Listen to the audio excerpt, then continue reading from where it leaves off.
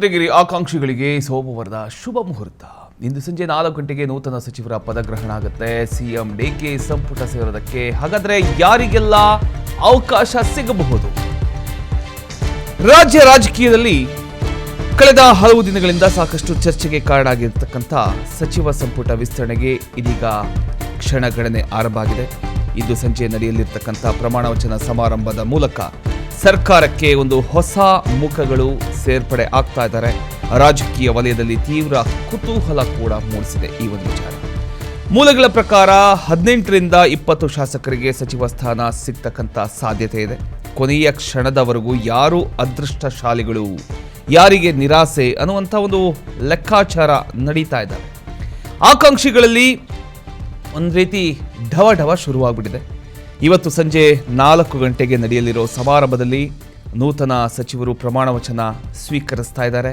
ಇದಕ್ಕಾಗಿ ರಾಜಭವನ ಸೇರಿದಂತೆ ಎಲ್ಲ ಸಿದ್ಧತೆಗಳು ಬಹುತೇಕ ಪೂರ್ಣಗೊಂಡಿವೆ. ಆಡಳಿತ ಪಕ್ಷದ ನಾಯಕರು, ಶಾಸಕರು ಹಾಗೂ ಗಣ್ಯರು ಕಾರ್ಯಕ್ರಮದಲ್ಲಿ ಭಾಗಿಯಾಗ್ತಾ ಇದ್ದಾರೆ. ಸಚಿವ ಸಂಪುಟ ವಿಸ್ತರಣೆಯಲ್ಲಿ ಪ್ರಾದೇಶಿಕ ಸಮತೋಲನ, ಜಾತಿ ಸಮೀಕರಣ, ಅನುಭವ, ಹೊಸ ಮುಖಗಳಿಗೆ ಅವಕಾಶ, ಈ ಎಲ್ಲ ಅಂಶಗಳನ್ನು ಗಮನದಲ್ಲಿ ಇಟ್ಕೊಂಡು ಅಂತಿಮ ಪಟ್ಟಿಯನ್ನು ಹೈಕಮಾಂಡ್ ಸಿದ್ಧಪಡಿಸಿದೆ. ಹೀಗಾಗಿ ಹಲವು ಜಿಲ್ಲೆಗಳಿಗೂ ಕೂಡ ಪ್ರಾತಿನಿಧ್ಯ ಸಿಗ್ತಕ್ಕಂಥ ನಿರೀಕ್ಷೆ ಕೂಡ ಇದೆ. ಇದೇ ವೇಳೆ ಸಚಿವ ಸ್ಥಾನ ಸಿಗದ ಕೆಲ ಶಾಸಕರಲ್ಲಿ ಅಸಮಾಧಾನ ಮೂಡತಕ್ಕಂಥ ಸಾಧ್ಯತೆಯನ್ನು ಕೂಡ ರಾಜಕೀಯ ವಲಯ ತಳ್ಳಿ ಹಾಕ್ತಿಲ್ಲ. ಆದರೆ ನಾಯಕತ್ವ ಎಲ್ಲರನ್ನ ವಿಶ್ವಾಸಕ್ಕೆ ತಗೊಂಡು ಸರ್ಕಾರವನ್ನು ಮತ್ತಷ್ಟು ಬಲಪಡಿಸ್ತಕ್ಕಂಥ ಒಂದು ಪ್ರಯತ್ನದಲ್ಲಿ ಇದೆ. ಒಟ್ಟಿನಲ್ಲಿ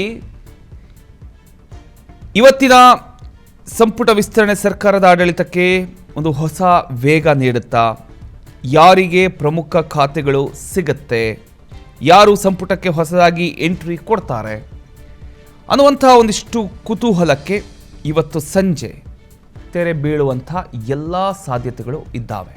ಹಾಗಾದರೆ ಸಂಜೆ 4 ಗಂಟೆ ಇವತ್ತು ಸೋಮವಾರ ಶುಭಗಳಿಗೆ. ಸೋಮವಾರ ಯಾರಿಗೆಲ್ಲ ಅದೃಷ್ಟ ಒಲಿಯುತ್ತೆ ನೋಡೋಣ. ಇನ್ನು ನಾವು ಸಂಭಾವ್ಯರ ಪಟ್ಟಿಯನ್ನು ನಾವು ಗಮನಿಸೋದಾದರೆ, ಸದ್ಯ ರಾಜಕೀಯ ವಲಯದಲ್ಲಿ ಹರಿದಾಡ್ತಿರ್ತಕ್ಕಂಥ ಸಂಭಾವ್ಯ ಸಚಿವರ ಪಟ್ಟಿಯಲ್ಲಿ ಬರೋಬ್ಬರಿ 26 ನಾಯಕರ ಹೆಸರುಗಳು ಕೇಳಿ ಬರ್ತಾ ಇದ್ದಾವೆ. ಆದರೆ ಸಂಪುಟದಲ್ಲಿ ಸ್ಥಾನ ಸಿಗೋದು ಸುಮಾರು 18ರಿಂದ 20 ಜನರಿಗೆ ಮಾತ್ರ.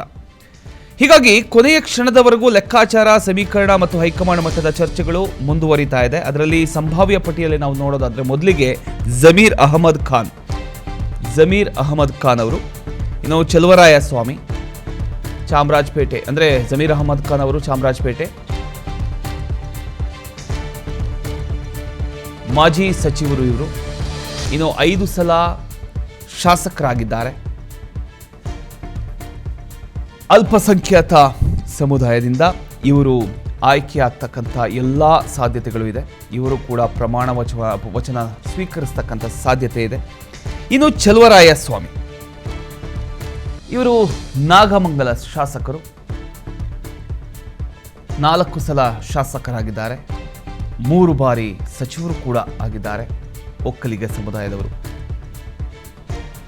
ಇವರು ನಾಗಮಂಗಲದ ಶಾಸಕರು. ಇನ್ನು ಸಚಿವರ ಸಂಭಾವ್ಯ ಪಟ್ಟಿಯಲ್ಲಿ SS ಮಲ್ಲಿಕಾರ್ಜುನ್ ದಾವಣಗೆರೆ ಉತ್ತರ ಮಾಜಿ ಸಚಿವರು, 4 ಸಲ ಇವರು ಕೂಡ ಶಾಸಕರಾಗಿದ್ದಾರೆ, ಲಿಂಗಾಯತ ಸಮುದಾಯ. ದಾವಣಗೆರೆಯ ಉತ್ತರ ಭಾಗದಿಂದ ಇವರು ಆಯ್ಕೆಯಾಗುವಂಥ ಎಲ್ಲ ಸಾಧ್ಯತೆಗಳು, ಇವರ ಹೆಸರು ಕೂಡ ಪಟ್ಟಿಯಲ್ಲಿ ಇರತಕ್ಕಂಥ ಎಲ್ಲ ಸಾಧ್ಯತೆಗಳು ಇದ್ದಾವೆ. ಇನ್ನು ಲಕ್ಷ್ಮೀ ಹೆಬ್ಬಾಳ್ಕರ್ ಬೆಳಗಾವಿ ಗ್ರಾಮೀಣ ಕ್ಷೇತ್ರ, ಇವರು ಕೂಡ ಸಚಿವರಾಗಿದ್ದಂಥವರು, 2 ಸಲ ಶಾಸಕಿಯಾಗಿದ್ದಾರೆ. ಇನ್ನು ಶರತ್ ಬಚ್ಚೇಗೌಡ ಹೊಸಕೋಟೆ, ಇವರು ಹೊಸ ಮುಖ, 2 ಸಲ ಶಾಸಕರು ಆಗಿರತಕ್ಕಂಥದ್ದು. ಇನ್ನು ಒಕ್ಕಲಿಗ ಸಮುದಾಯದಿಂದ KM ಶಿವಲಿಂಗೇಗೌಡ ಅರಸೀಕೆರೆ, ಇವರು ಕೂಡ ಹೊಸ ಮುಖ, 4 ಬಾರಿ ಶಾಸಕರು, ಒಕ್ಕಲಿಗ ಸಮುದಾಯ. AS ಪೊನ್ನಣ್ಣ ಕೊಡಗಿನ ವಿರಾಜಪೇಟೆ, ಇವರು ಕೂಡ ಹೊಸ ಮುಖ, ಮೊದಲ ಬಾರಿ ಶಾಸಕರಾಗಿದ್ದಾರೆ ಆ ಭಾಗಕ್ಕೆ.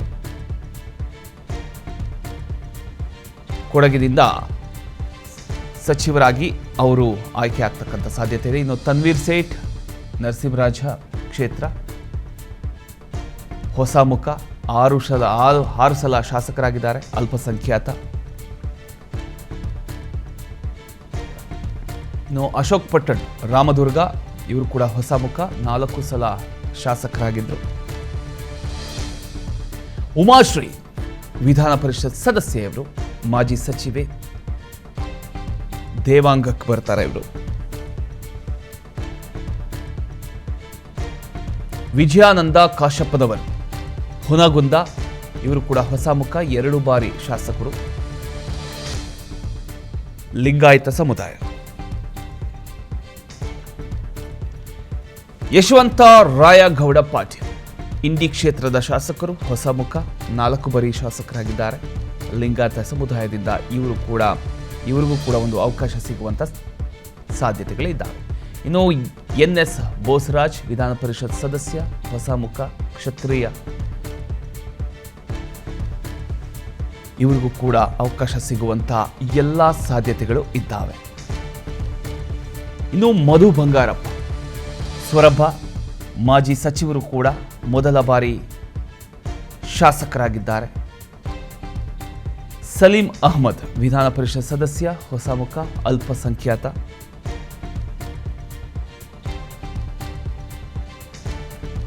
ಅನ್ನಪೂರ್ಣ ತುಕಾರಾಮ್ ಸಂಡೂರು ಕ್ಷೇತ್ರ, ಇವರು ಕೂಡ ಹೊಸ ಮುಖ, ಮೊದಲ ಬಾರಿಗೆ ಇವರು ಕೂಡ ಶಾಸಕಿಯಾಗಿದ್ದಾರೆ, ಪರಿಶಿಷ್ಟ ಪಂಗಡ ಸಮುದಾಯದಿಂದ ಇವರು ಕೂಡ ಆಯ್ಕೆ ಆಗ್ತಕ್ಕಂಥ ಸಾಧ್ಯತೆ ಇದೆ. ಇನ್ನು ಟಿ ರಘುಮೂರ್ತಿ ಚಳ್ಳಕೆರೆ, ಇವರು ಕೂಡ ಹೊಸ ಮುಖ, 3 ಬಾರಿ ಶಾಸಕರಾಗಿರ್ತಕ್ಕಂಥವರು, ಪರಿಶಿಷ್ಟ ಪಂಗಡ.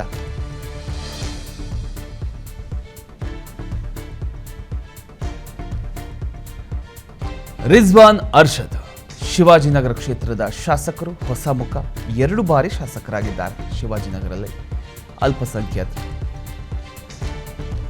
ಬೇಳೂರು ಗೋಪಾಲಕೃಷ್ಣ ಸಾಗರ ಕ್ಷೇತ್ರ, ಹೊಸ ಮುಖ, 3 ಬಾರಿ ಶಾಸಕರಾಗಿದ್ದವರು, ಈಡಿಗ ಸಮುದಾಯದಿಂದ. ಇವರು ಕೂಡ ಸಚಿವ ಸ್ಥಾನಕ್ಕೆ ಇವರಿಗೂ ಕೂಡ ಅವಕಾಶ ಸಿಗುವಂಥ ಎಲ್ಲ ಸಾಧ್ಯತೆಗಳು ಇದ್ದಾವೆ.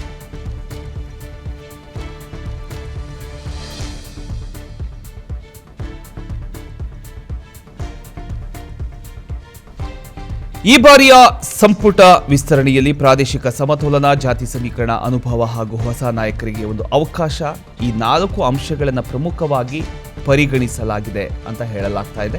ಲಿಂಗಾಯತ, ಒಕ್ಕಲಿಗ, ಕುರುಬ, ಅಲ್ಪಸಂಖ್ಯಾತ, ಪರಿಶಿಷ್ಟ ಪಂಗಡ, ಈಡಿಗ ಸೇರಿದಂತೆ ವಿವಿಧ ಸಮುದಾಯಗಳಿಗೆ ಪ್ರಾತಿನಿಧ್ಯ ನೀಡತಕ್ಕಂಥ ಲೆಕ್ಕಾಚಾರ ಕೂಡ ನಡೆದಿದೆ. ಆದರೆ ಪಟ್ಟಿಯಲ್ಲಿ ಹೆಸರು ಕೇಳಿ ಬಂದಿರತಕ್ಕಂಥ ಎಲ್ಲರಿಗೂ ಸಚಿವ ಸ್ಥಾನ ಸಿಗೋದು ಖಚಿತವಲ್ಲ. ಇದು ಸಂಭಾವ್ಯ ಪಟ್ಟಿ ಮಾತ್ರ. ಅಂತಿಮ ತೀರ್ಮಾನ ಹೈಕಮಾಂಡ್ ಹಾಗೂ ಮುಖ್ಯಮಂತ್ರಿ ಘೋಷಿಸತಕ್ಕಂಥ ಅಧಿಕೃತ ಪಟ್ಟಿಯಲ್ಲೇ ಸ್ಪಷ್ಟವಾಗುತ್ತೆ. ಹೀಗಾಗಿ ಹಲವು ಆಕಾಂಕ್ಷಿಗಳು ಇನ್ನೂ ಅಂತಿಮ ಕ್ಷಣದವರೆಗೂ ಕಾಯುವ ಸ್ಥಿತಿಯಲ್ಲಿ ಇದ್ದಾರೆ. ಒಟ್ಟಿನಲ್ಲಿ ಇವತ್ತಿನ ಸಚಿವ ಸಂಪುಟ ವಿಸ್ತರಣೆ ಸರ್ಕಾರದ ಮುಂದಿನ ರಾಜಕೀಯದ ದಿಕ್ಕನ್ನು ನಿರ್ಧರಿಸತಕ್ಕಂಥ ಒಂದು ಮಹತ್ವದ ಬೆಳವಣಿಗೆ ಆಗುತ್ತೆ.